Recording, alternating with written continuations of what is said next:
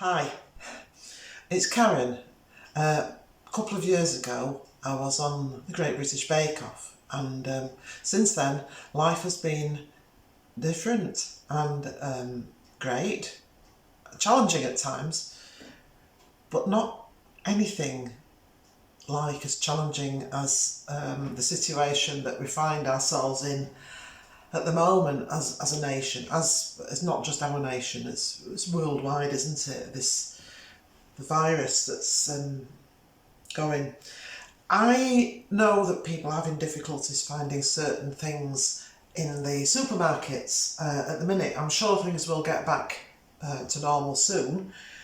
But one of the things that seem to have vanished off the shelves is tinned tomatoes, which is pretty much a staple of a lot of the dishes that we use for our everyday meals. And also the sauces because pasta's in short supply of course as well, and I noticed all the sauces, the pre-made sauces have vanished as well, skedaddle they have. So I put my thinking cap on and I did something that, well, I've done it before but not thought about it. Make your own. Now this is going to be sort of a pasta sauce. All I've got is what I have in the fridge today, and I don't have a red pepper, so if it was a red pepper it would be more tomato-y coloured, vibrant red, but I don't know, it might be orange by the time we've done here. But I've basically got the pepper and chopped it up on here. I've got a handful of fresh, because you can get fresh vegetables and fruit, baby tomatoes. I've got a couple of onions. I've happened to just got one of each, a red one and a white one, but it doesn't matter at all. And I found a chilli, so this is going to be like a chilli pasta sauce, I reckon. And I've got some cloves of garlic. And all I'm going to do with this lot is roast them initially. So I've chopped everything up, and I'm just using, because I'm watching my diet, so I'm using a light spray oil, but you can use just the vegetable oil, because you just do a drizzle basically, whatever.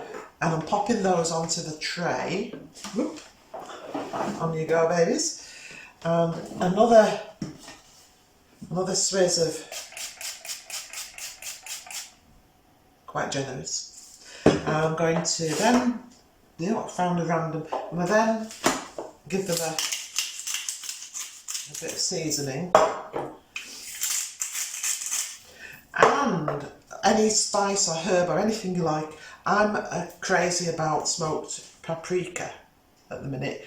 I go on fads, and this is one of my fads, but I also thought it might help the lovely vibrant colour that we'd like to see.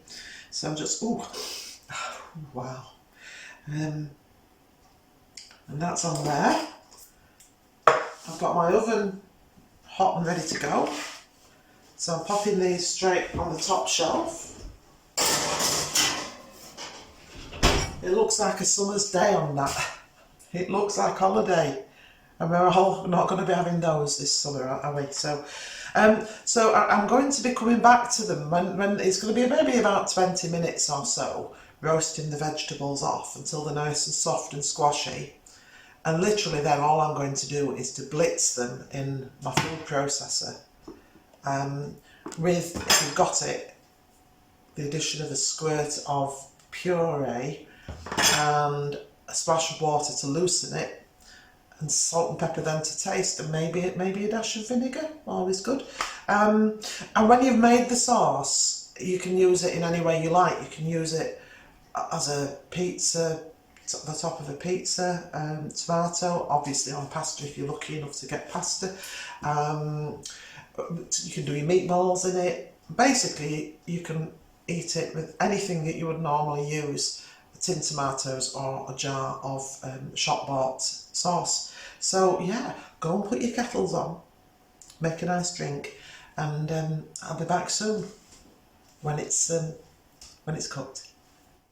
So right, I'm back. About 20 minutes, and I'm pretty much sure that the veggies are nice and soft and ready to blitz. So let's get them out from here.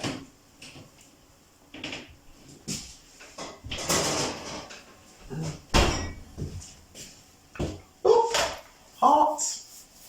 minute.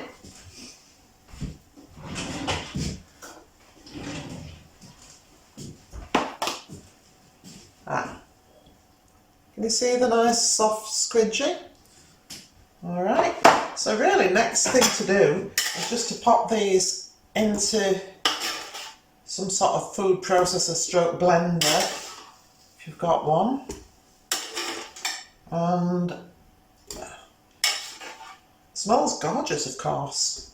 I was thinking, this is also a good sauce. I've got a joint of gammon for the tea tonight, and I was thinking sometimes with gammon you don't want gravy because it's not a gravy sort of meat, but a nice tomatoey, veggie, spicy sauce on the side would probably be the very thing.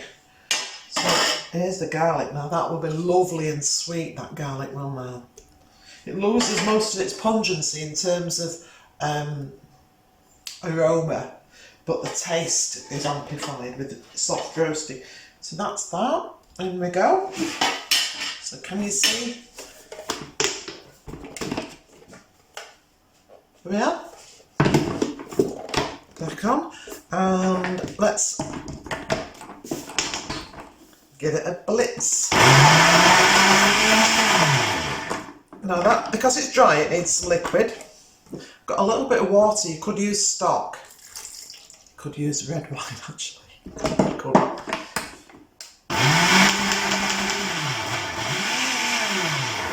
Right, a bit more. It's sort of gauge it. Too much.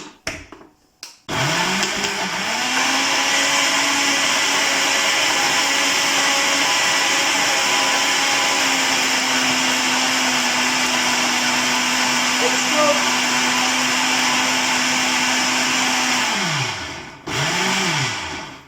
It's good. Just take the lid back off.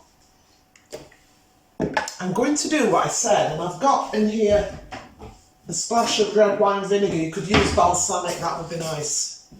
Just a little squirt. Probably a bit more pepper. Salt, you can salt later to your own taste. You've got to be careful with salt for health reasons.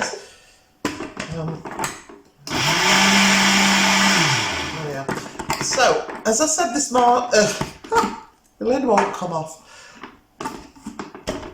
So what I said today about the red pepper, I didn't have one basically, so I thought it would be more orange than red, and it is. But that's pretty much the consistency of a jarred sauce, I would say.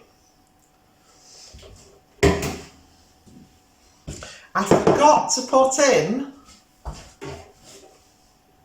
let's do it. I forgot to put in puree. So as you can see, I've just put a squirt through it. Now that will just colour it up a bit more.